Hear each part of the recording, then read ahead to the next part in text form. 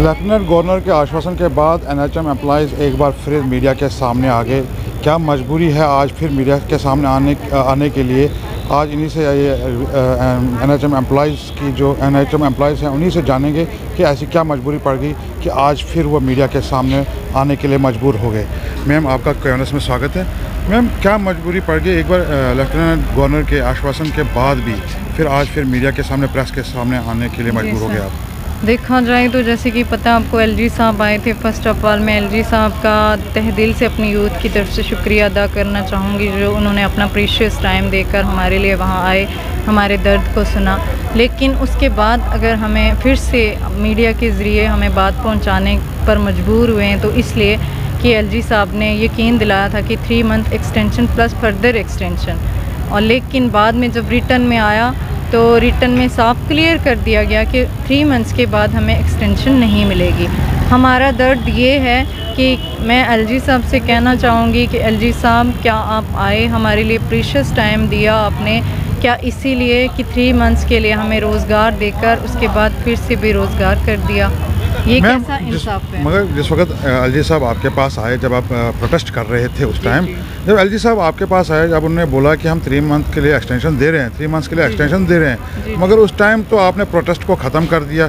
आज फिर क्यों मीडिया के पास? जी, मैंने ही, आपने देखा होगा कि मैंने प्रोटेस्ट ख़त्म करवाने की कोशिश की, जिसकी वजह से मेरे यूथ के जितने भी मेरे साथी थे मुझ पर गुस्सा भी हुए और आज भी वो लोग गुस्सा हैं। लेकिन मेरा यकीन ये था कि मेरा यकीन LG साहब पर ये था कि जैसे कि उन्होंने बताया था, पूरा यकीन था कि वो हमें 3 मंथ्स का एक्सटेंशन देकर फिर से हमें बेरोज़गार नहीं करेंगे। आपको पता है कि कोई भी बंदा 3 मंथ्स के लिए खुश नहीं हो सकता। हमारी उम्मीद तो यही थी कि आने वाले टाइम में इसी तरह से हमें फर्दर एक्सटेंशन मिलती रहेगी। जो बात मतलब जिनके साथ आपने अभी प्रेस कॉन्फ्रेंस में बोला कि वहाँ पे जो मतलब वहाँ के जो हमारे नेता थे, मतलब NHM एम्प्लॉइज़ के जो आगे आपने नेता बनाए हुए थे या नेता थे, उनसे बात हुई तो मगर उन्होंने उस एग्रीमेंट को एग्री किया कि वो हम जी ठीक है 3 महीने के लिए आप एक्सटेंशन दे दो, तो उसके बाद हमने ये एग्री नहीं किया। उसमें से मैं अपने यूथ की तरफ से थी, जो कि हम प्राइवेट सिक्योरिटी, तिरंगा सिक्योरिटी की तरफ से हमें हायर किया गया था as a post nursing ordinary, उसकी तरफ से हूँ मैं।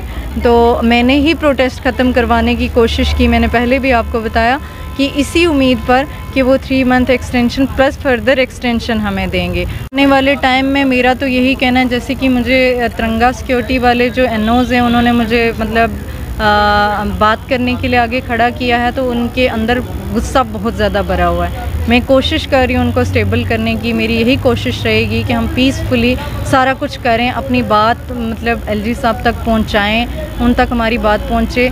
लेकिन आने वाले टाइम में क्या रिएक्शन होगा, अगर हमारा मसला हल नहीं हुआ तो आने वाला रुख क्या कहेगा, इसका कुछ कहा नहीं जा सकता। मैम, केवल इसमें आपका जुड़ने का शुक्रिया।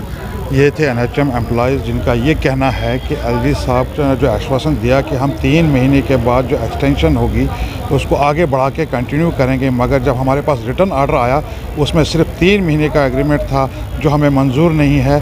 और हम ये बात LG साहब तक पहुंचाना चाहते हैं कि ये जो हम NHM एम्प्लॉइज़ है, जो कोरोना वॉरियर्स भी कहलाते हैं, कि उनको ये एग्रीमेंट मंजूर नहीं है। अगर इनकी डिमांड्स पूरी ना की गई तो आगे प्रोटेस्ट या धरना भी प्रोटेस्ट या प्रदर्शन भी करेंगे।